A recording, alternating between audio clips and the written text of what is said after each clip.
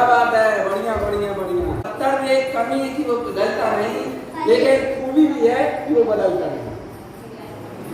अरिहंत प्रभु जय जय, सेठ प्रभु जय जय, अरिहंत प्रभु जय जय, सेठ प्रभु जय जय, साधु जीवन जय जय, जिन धर्म जय जय, साधु जीवन जय जय, जिन धर्म जय जय, अरिहंत प्रभु जय जय, सेठ प्रभु जय जय, प्रभु जय जय, सेठ प्रभु जय जय, अरिहंत प्रभु मंगलम, सेठ प्रभु मंगलम, प्रभु मंगलम, सेठ प्रभु मंगलम, साधु जीवन मंगलम, जिन धर्म मंगलम, साधु जीवन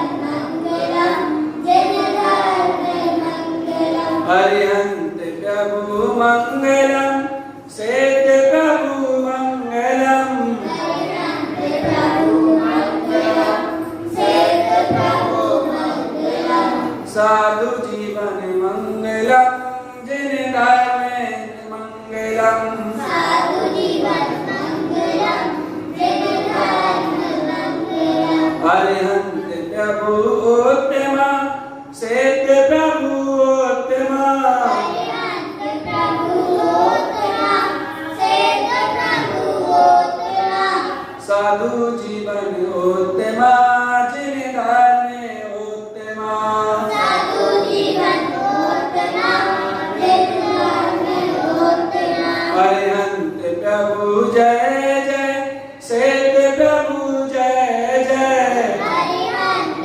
प्रभु जय जय, सेठ प्रभु जय जय, साधु जीवन जय जय, जिन धर्म जय जय, साधु जीवन जय जय, जिन धर्म जय जय, अरिहंत प्रभु शरणम, सेठ प्रभु शरणम, अरिहंत प्रभु शरणम, सेठ प्रभु शरणम, साधु जीवन शरणम, जिन धर्म शरणम, साधु जीवन शरणम, जिन धर्म शरणम, अरिहंत प्रभु जय जय, सेठ प्रभु जय जय, अरिहंत प्रभु जय जय, सेठ प्रभु जय जय, साधु जीवन जय जय, जिन धर्म जय जय, साधु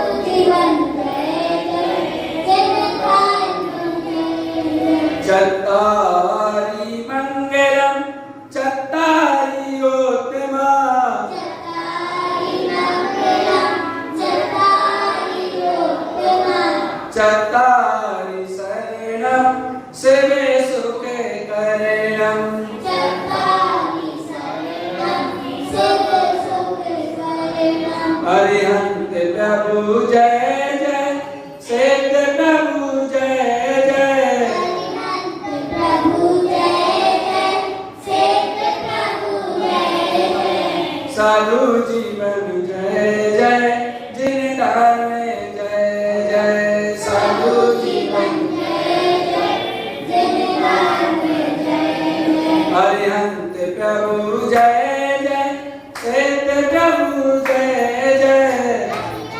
प्रभु जय जय, सेठ प्रभु जय जय, साधु जीवन जय जय, जिन धर्म जय जय, साधु जीवन जय जय, जिन धर्म जय जय,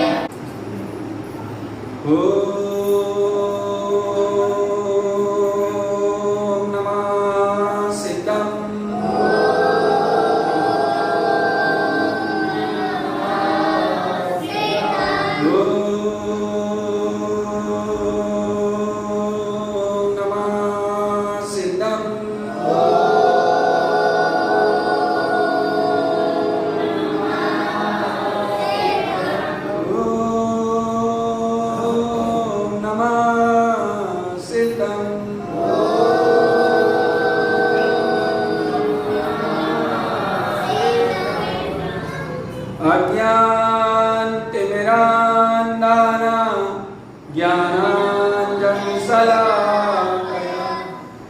चक्षुरुन्मीलितमेन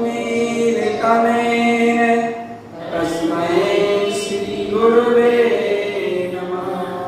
श्री परम गुरुवे नमः। परंपराचार्यभ्यो नमः। बोलिए पंच परमेष्ठी भगवान की जय हो। सद्गुरु तारक करमंडाचार्य महाराज की जय हो। 30 नंबर थोड़ा सा बोलिए पंच परमेष्ठी भगवान की जय हो। 24 तीर्थंकर भगवान की जय हो। जिरवाणी मातेश्वरी की जय हो। सद्गुरु तारक करमंडाचार्य महाराज की जय हो। 10 लक्षण महापर्व की जय हो। उत्तम सत्य धर्म की जय हो। शुद्धात्म देव की जय हो। आज जैसा कि अपन ने जयकारा लगाया है उत्तम सत्य धर्म की जय। तो आज हमने उत्तम सत्य धर्म की आराधना की है और बच्चों की पाठशाला में झूठ की परिभाषा सिखाई जाती है जिससे हमारे जीवन में झूठ का त्याग हो। झूठ किसे कहते हैं? चलो कौन बताएगा? बताओ। चलो आराम बताओ। आज कल नहीं बताया। हाँ चलो। जैसा देखा जैसा सुना वैसा ना बोलना झूठ कहलाता है। बढ़िया। जैसा देखा जैसा सुना जैसा कहा उसे वैसा नहीं कहना, उसे झूठ कहते हैं। अब सत्य किसे कहते हैं? इसके विपरीत जैसा देखा वैसा कहना, जैसा कहा या जैसा सुना उसे वैसा कहना, या जैसा कहा गया है उसे वैसा कहना, ऐसा। लेकिन जैन दर्शन बहुत उत्कृष्ट दर्शन, एक समान परिभाषा है। दुनिया सत्य की यही परिभाषा जानती है, सत्य यही है। लेकिन जैन दर्शन कहता है सत्य केवल इतना ही नहीं है, सत्य केवल इतना ही नहीं है, सत्य बहुत गहरा है। सत्य में बहुत गहराई है, इतनी गहराई है जिसकी कोई थाह नहीं। अथाह है वो, जैसे समुद्र होता है ना, ऐसे ही वो अथाह होता है सत्य। और अगर वास्तव में देखा जाए तो सत्य क्या है? सत्य मेरा आत्म स्वभाव सत्य है, आत्मा सत्य है, और इसके अलावा जो कुछ दुनिया में है वो सब असत्य है। देखो मेरी अपेक्षा से बात है, अपनी अपेक्षा के बाद केवल आत्मा सत्य है, बाकी सब असत्य है। बाकी तो सब द्रव्य लक्षण अपन तत्वासी तो पढ़ते हैं। द्रव्य का लक्षण सत्य है, 6 द्रव्य हैं, जीव, उद्गल, धर्म, अधर्म, आकाश और काल। ये 6 द्रव्य हैं, तो वो सत्य है, उनका कभी नाश नहीं होता। सत्य का मतलब है मौजूद है ना, तो वो सत्य है। लेकिन मेरी अपेक्षा से, क्योंकि मैं ना वो मेरे हो सकते, ना मेरा कुछ वो कर सकते, और ना ही मैं उनका कुछ कर सकता नहीं कर सकता, है ना। और अगर संयोग हमारे साथ है, उसका जीव के साथ अजीव का संयोग है, तो ये आप निश्चित मानिए सदा रहने वाला नहीं। जीव का संयोग क्योंकि रहे, सदा भी रहे, लेकिन परिवर्तन होता रहता है, परिवर्तन होता रहता है, तो वो सब असत है। मेरी अपेक्षा से सब असत है, एक आत्मा ही सत्य है। उस सत्य की व्याप्ति करना, उस सत्य की व्याप्ति करना वास्तव में यही सत्य है ना। ये बात यही सत्य है। अब देखो आचार्यों ने सत्य के लिए कहा है कि भाई अभी तो अपन ने परिभाषा समझी, लेकिन जैन दर्शन में क्या कहा गया है कि सबसे बड़ा सत्य तो वह है कि बोलना ही ना। क्या? बोलना ना, चुप रहना, बोलना ही ना, ये सत्य है, सबसे उत्कृष्ट सत्य है, सबसे बड़ा सत्य है, बोलना ही ना, है ना। क्योंकि बोलना धर्म नहीं है, बोलना धर्म नहीं है, ना बोलना धर्म है ना। बताओ, बोलने से तो पाप होता है। तीर्थंकर जब दीक्षा लेते हैं तो मौन हो जाते हैं, जब तक केवल ज्ञान की प्राप्ति नहीं होती तब तक वो मौन ही रहते हैं। जब केवल ज्ञान की प्राप्ति हो जाती है, जब पूर्ण ज्ञान हो जाता है तब ही बोलते हैं। जब तक अपूर्णता है जब तक क्या बोले, जब पूर्ण हो गए, पूर्णता को उपलब्ध हो गए तब वो बोलते हैं।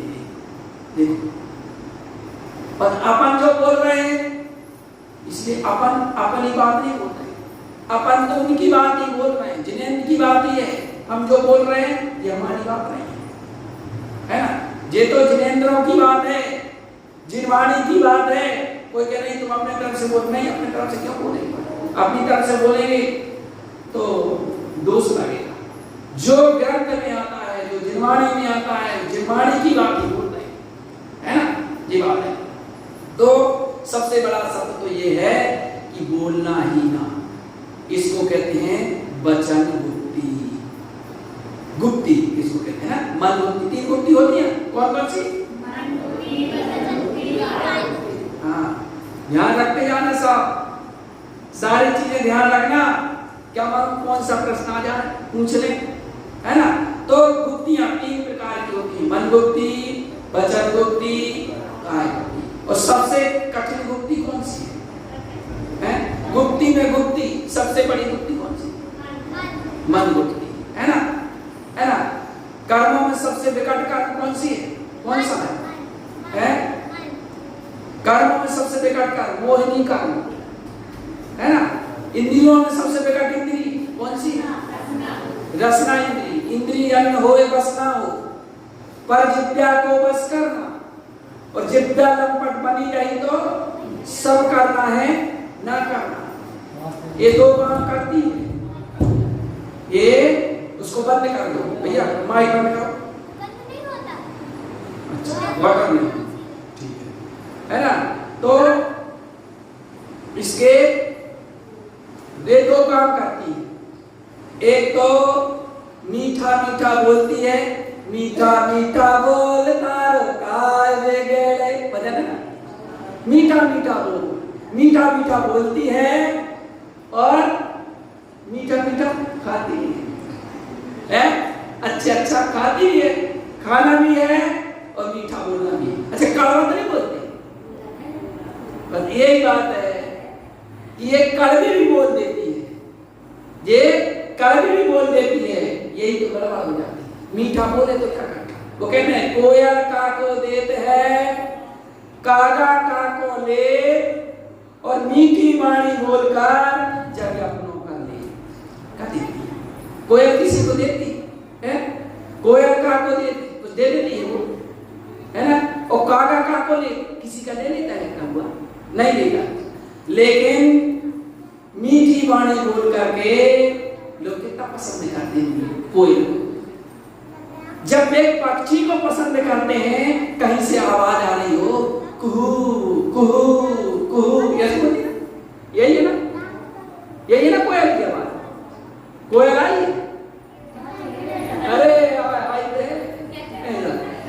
जय, तो भैया कोयल है, तो उस कोयल मीठी आवाज बोलती है, तो देखो वो पक्षी होकर के कितना प्यारा लगता है लोगों, कौवा नहीं लगता है ना।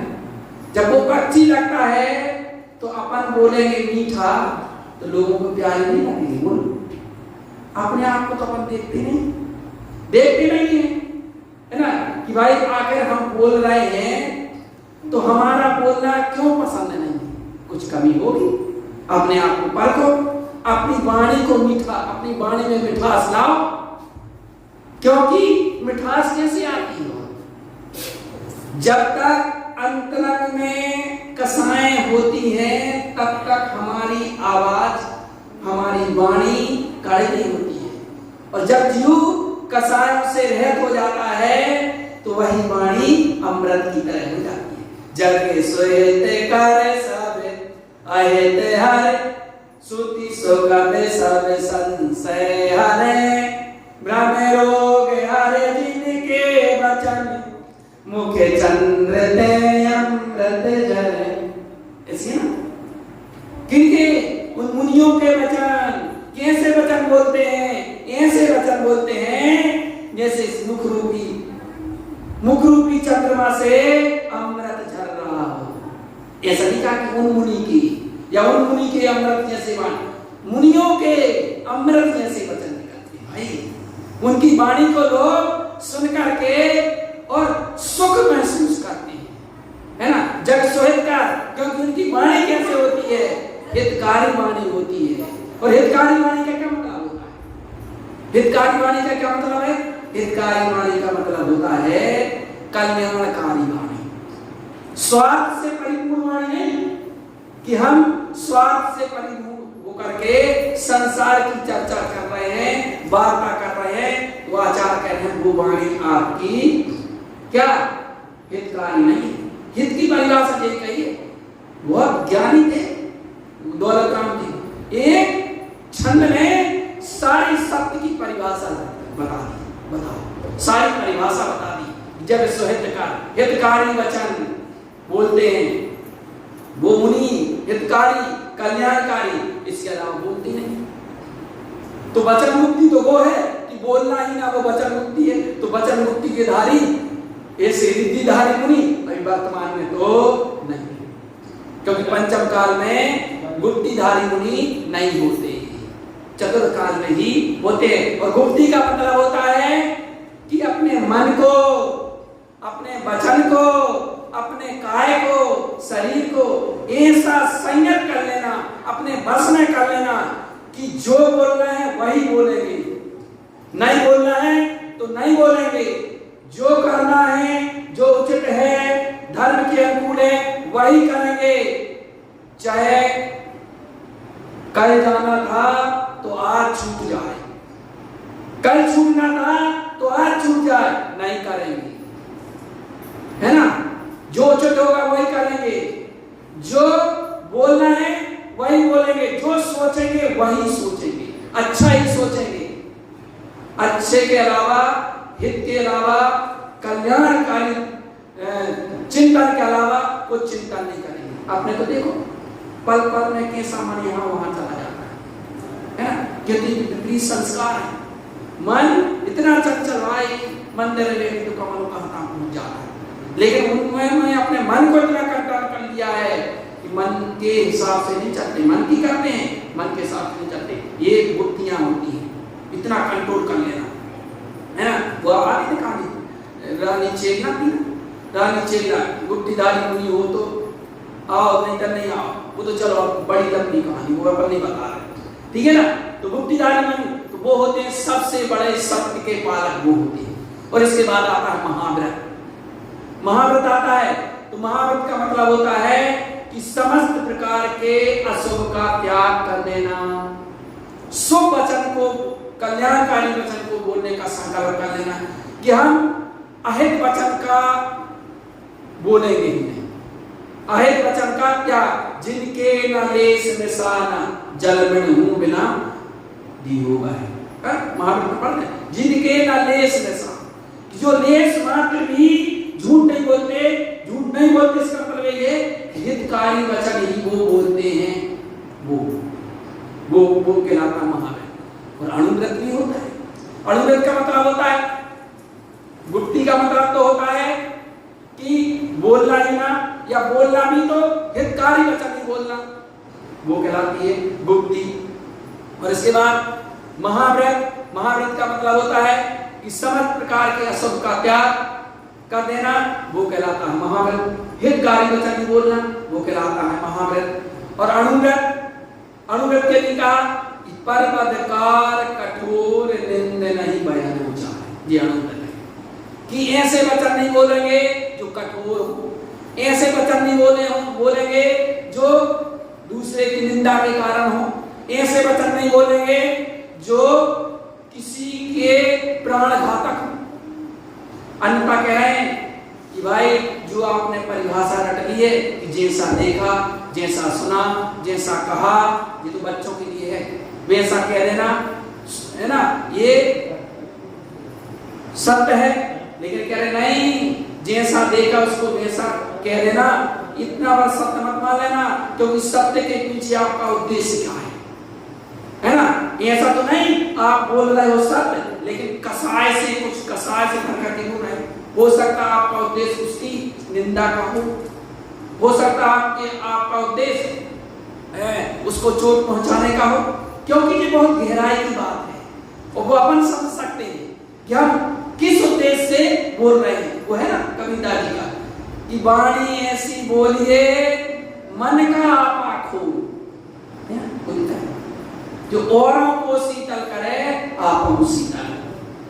तो उसका मतलब यही है कि अगर हम किसी कसाय से भर करके किसी को चोट पहुंचाने के उद्देश्य से अगर हम सत्य भी बोल रहे हैं, इसलिए तो कहा है आचार्यों कि भाई देखो, सत्य बोलने के पहले सत्यवादी हो जाना, है ना।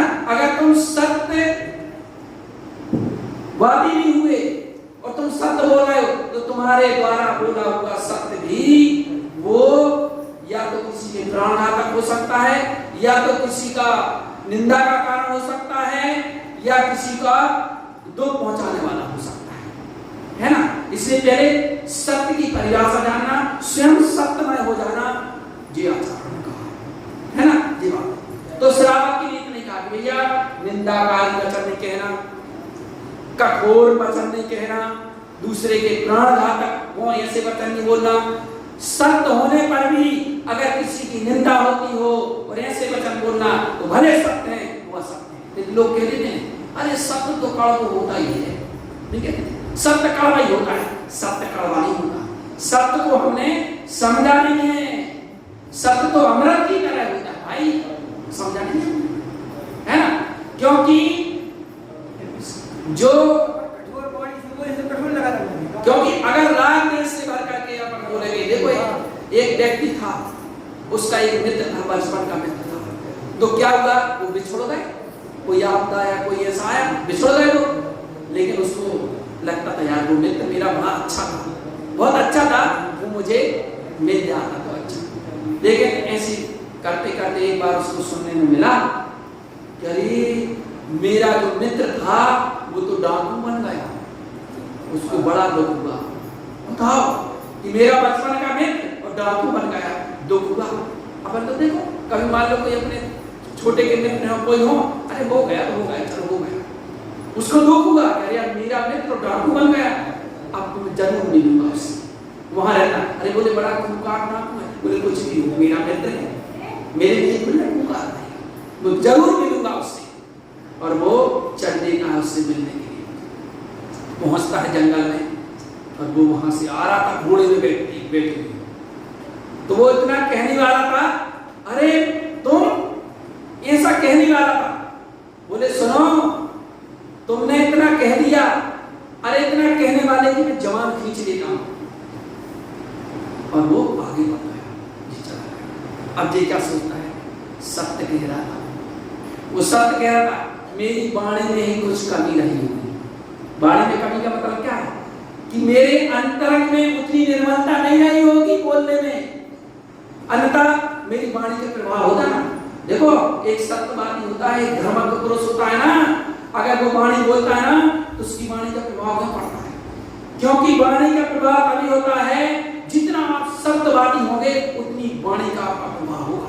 किसी का देखो एक शब्द बोलने में लोग वर्णी जी थे, तो एक अभी उस पे आ नहीं, वर्णी जी थे तो एक कोई अम्मा का बेटा था, माँ का बेटा था, वो गुड़ बहुत खाता था, गुड़ बहुत खाता था, तो क्या करा, वो परेशान थी, तो वो वर्णी जी के नाम सुना था, तो वर्णी जी के पास ले गए कि वर्णी जी ये बहुत गुड़ खाता है, आप ऐसा करो, बस समय हो रहा है आपका, हम कर रहे जल्दी से, है ना, ये बेटियां हमारी परियां देवियां बन करके आई हैं, है ना, इनके कार्यक्रम में सांस्कृतिक कार्यक्रम, है ना। तो वाणी जी के पास पहुंची कि ये गुड़ बहुत खाता है, इसको आप नियम तो दे दो, आपकी बात जरूर मानेगा, आपको मानना है। बोले ठीक है अम्मा, तुम 1 हफ्ते बाद आना। क्या कहा? 1 हफ्ते बाद आना, तो मैं इसको बताऊंगा उपाय, गुड़ छोड़ने। ठीक है। अब 1 हफ्ते बाद फिर वो अम्मा अपने बच्चे को लेकर के गए, कहती है वाणी जी मैं क्या बता दो इसको गुड़ के लिए नियम दिलवा दो। तो वाणी जी ने बुलाया, उसके सिर में हाथ फेरा, बोले बेटा ज्यादा गुड़ खाना नुकसानदायक होता है, ज्यादा गुड़ मत खाया करो। उस दिन से उसने नियम ले लिया गुड़ ना खाने का। ठीक है, थोड़ी का खाऊंगा, ज्यादा नहीं खाऊंगा। दांत खराब हो जाते हैं, टाफियां खाने से दांत गल जाते हैं। किसी बच्चे के गल गए थे, देखो है ना, किस बच्चे के दांत गल गए टाफियां खाने से। हमारे लभी हो रहा, हम इसके तो नहीं गले क्योंकि वो ज्यादा नहीं खा। एक कोई बेटी है उसके गल गए हैं, है ना। तो उसने मान लिया। तो वो अम्मा कहती है वाणी जी से, क्यों वाणी जी मैं इतनी दूर से आई थी और आप इतना ही तो कहे उससे कि गुड़ बेटा ना खाया करो, ये चीज पहले कह देते ना। तो वाणी जी ने क्या कहा था, अम्मा मैं पहले नहीं कह सकता था। बोले क्यों? बोले इसलिए नहीं कह सकता था क्योंकि पहले मैं भी गुड़ खाता था, है मैं खाता था और उससे कहता तो उसका प्रभाव नहीं पड़ता। तो ये बात होती है, मुझ में ही कमी है इसलिए मेरी वाणी का प्रभाव नहीं हो रहा। अन्यथा कोई कहता तो प्रभाव क्यों होता है ना। यही बात अपन कह रहे हैं, एक बात कोई मुनिराज कह रहे है ना, यही बात तीर्थंकर करते हैं, उनकी बात कितनी प्रमाणिक होती है कहने के।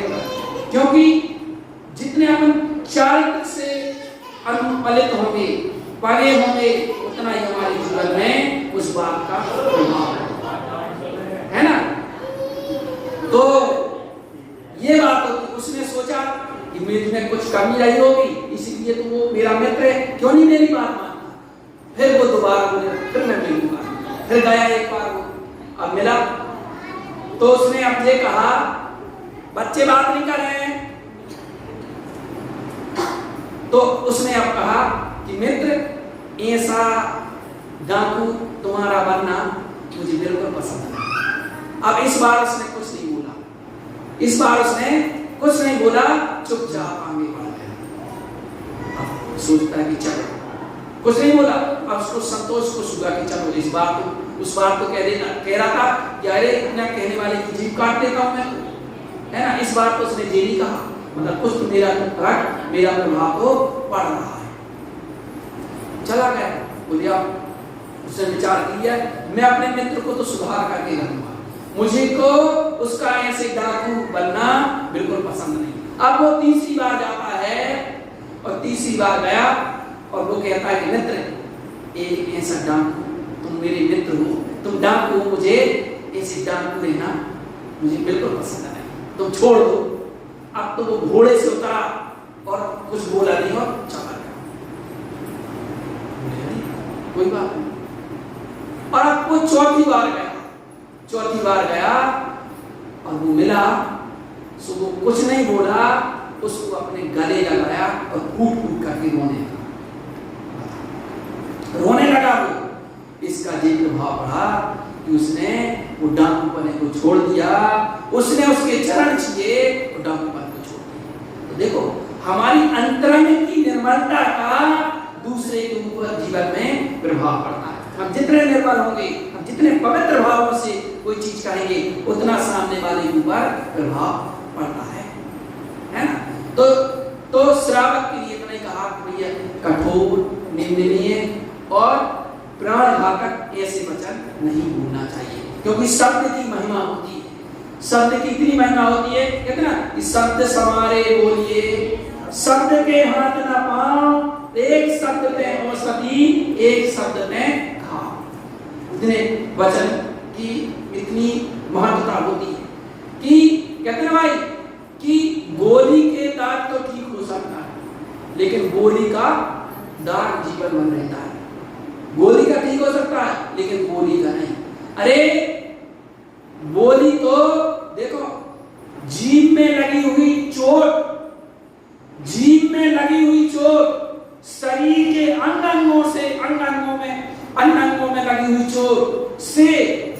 चोट सबसे जल्दी ठीक होती है। देखो कभी जीभ कट जाए, कुछ हो जाए और कहीं और कट जाए तो जीभ की चोट तो जल्दी से ठीक हो जाती है। ध्यान देना, जीभ में लगी हुई चोट शरीर के अन्य अंगों में लगी हुई चोट से जल्दी ठीक हो जाती है, लेकिन जीभ से दी हुई चोट जीवन भर रहती है। दो चीज हो गई, जीभ से मारी हुई चोट पीढ़ियों और जीवन भर रहती है, लेकिन जीभ में लगी हुई चोट अन्य अंगों से जल्दी ठीक होती है, लेकिन जीभ से मारी हुई चोट जीवन भर चलती है ना। क्योंकि वचन का घाव कभी भरता नहीं, ऐसे कह रहे ना, पीढ़ियों तक चलता है। देखो इतना ही तो कहा था द्रौपदी ने कि अंधे के अंधे क्या हो गया, क्या हो गया, महाभारत हो गया। ये नहीं करता, हो गया कि नहीं होगा। इसलिए भाई श्रावक को इतना तो कम से कम ध्यान रखना चाहिए, कठोर जिंदगी और प्राणघातक। क्योंकि अगर सत्य होते हुए भी अगर ये चीज है तो आचार्य कह रहे हैं जैन दर्शन की ये फिलॉसफी है, जैन दर्शन का ये सिद्धांत है कि भाई अगर सत्य होते हुए भी वो कठोर है तो वो असत्य माना गया है। सत्य होते हुए भी जो दूसरे की निंदा का कारण है वो असत्य माना गया है। सत्य होते हुए भी वो अगर दूसरे के प्राणघातक है तो असत्य माना गया है। वो किसान था, वो किसान, वो उसकी जंगल में खेती थी, वो जाता था जंगल में खेती करने। एक बार वो गया और वहां पर एक शेर बैठा था, शेर बैठा था और उसके पंजे में बहुत बड़ा कांटा छुपा हुआ था। और उस जैसे ही उस किसान ने उस शेर को देखा वो भागता है। अरे दादा शेर से डरते कि नहीं, बता, कुत्ते से तो लोग डर जाते हैं, उस शेर से नहीं डरेंगे, भागा। लेकिन शेर ने कुछ किया नहीं, कोई प्रतिक्रिया नहीं करी। अब वो थोड़ा सहमा सा, थोड़ा सा रुक गया और जैसे उसने देखा कि शेर ने भी उसको देखा और ऐसे पंजा उठा दिया उसने। अब बोल के तो जानता नहीं बेचारा, लेकिन अब अपनी बात प्रकट करने का बहुत से जानवर रखते हैं। वो समझ कर उसके कांटा चुभा हुआ था बहुत बड़ा। अब उसने सोचा कि अगर ये शरीर में निकालने के लिए कांटा जाऊं तो कुछ गड़बड़ कर शेर भाई, क्योंकि कहा है तो नख वाले जानवरों से और सींग वाले जानवरों से सतर्क सावधान रहना चाहिए, है ना। क्या किया जाए, लेकिन फिर भी कारणवश वो धीरे धीरे हिम्मत करके गया और उसके कांटे को उसके पंजे से निकाल दिया उसने। और जैसे पंजे से कांटा निकाला, कितने दिन से बेचारा उससे चल कर नहीं पा रहा था, है ना। भोजन जब चल कर नहीं पाएगा तो भोजन भी नहीं किया था, बेचारा दुबला पतला हो गया। तो उसने उसका बड़ा उपकार माना, उसको बड़ा धन्यवाद दिया, भाई तुम मेरा बड़ा उपकारी किया। मैं कितने दिन से चल कर नहीं पा रहा था। अब देखो उसकी दोस्ती होगी उससे, अब वो आने जाने लगा, साथ रहने लगा, ज्यादा उसको कुछ नहीं करता, क्या करेगा, मित्र हो गया आपको। एक दिन उससे कहता है, क्यों भैया, क्यों मित्र, तुम्हें कोई चीज की जरूरत तो नहीं है? बोले जरूरत, बोले हाँ हाँ कोई जरूरत तो बता। बोले मुझे कोई जरूरत नहीं, मेरा तो बढ़िया खेती उससे चलता है, बस थोड़ा सा एक विकल्प है कि मेरी एक बेटी है, उसका विवाह करना है, तो थोड़ा मैं सोचता हूँ अच्छा हो जाए। बेटी का कौन नहीं चाहता, बेटी अच्छा घर मिले, अच्छा अच्छी जगह चली जाए, है ना, बस इतना ही है। तो बोले मित्र चलो तुम मेरे साथ चलो, मैं उसके लिए कुछ व्यवस्था कर रहा हूँ, कन्यादान समझ लेना। ठीक है चलो। तो जहां वो रहता था शेर गुफा थी, वहां गया। उस गुफा में बहुत सारा धन भरा हुआ था, असरफियां आदि सोने की वो भरी थी। बोले मित्र तुम्हें जितना चाहिए तो ले जाओ। उसे जितना चाहिए था उसने लिया और आ गया और अपनी बेटी की शादी को तय किया, धूमधाम से करने का विचार किया। अब मिल गए उसको पैसे, शादी पक्की की उसने, पक्की हो गई शादी। अब क्या था कि सबको उसने निमंत्रण दिया, सब लोग आए, जिनको नहीं भी देना था, थोड़ी सभी व्यवहार था, उसको भी उसने बुलाया। या तुम्हें अपनी बेटी की धूमधाम से शादी कर, सबको बुलाया और शेर को भी बुलाया। तो मित्र है ना हो गया, शेर को भी बुलाया। अब शेर भी आया, तो शेर को देख करके लोग भागे, क्यों नहीं भागेंगे, है ना। तो जब भागे तो उसकी घरवाली अंदर से निकली, लोगों को क्या कहती, अरे क्यों भाग रहे हो, आ जाओ आ जाओ, ये तो हमारा कुत्ते जैसा है। क्या कहा? ये तो हमारा कुत्ते जैसा है, इससे डरो ना। उसको तो बड़ी बात चुप गई।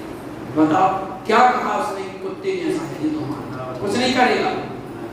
उसने कुछ नहीं, चुपचाप, कुछ नहीं, मित्र था भाई उसका, चुपचाप सीधे कान दबाया उसने और अपने जंगल को चला।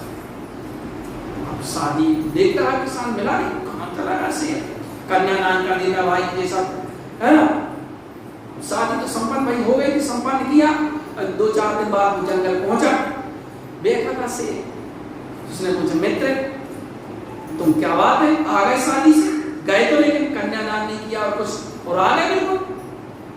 तो कुल्हाड़ी लेकर के जाता था किसान जंगल की लकड़ियां काटने के लिए। तो शेर ने कहा, सुनो भैया मित्र, तुम जी कुल्हाड़ी जो लिए मेरे सिर में मारो। अरे बोले मित्र, मैं तुम्हारे सिर में कुल्हाड़ी मारूंगा? बोले नहीं मारो। बोले नहीं मैं नहीं मारूंगा। अरे बोले कैसे नहीं मारोगे? मारो।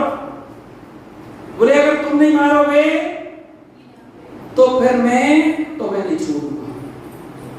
बोले शेर जी कहा है कि तुम नहीं मारोगे, और सुनो ऐसा मानना कि मैं बचूं नहीं, और अगर मैं बच गया तो तुम नहीं बचोगे। जी कहा। अब क्या करें, मजबूरी में अंदर गिलानी तो थी, आखिर क्या ऐसी बात हो गई। सोचने मारी तो, लेकिन हरे लेकिन ऐसी मारी तो मरेगा, ये विचार से भावना आई थी। मारी, जैसी कुल्हाड़ी मारी उसके सिर से खून की धारा बहने लगी। वो भागा कि भाई ऐसा नहीं कि मैं बच जाऊं, वो बच जाए या अरे कुछ समय क्या हो जाए, वो आ गया।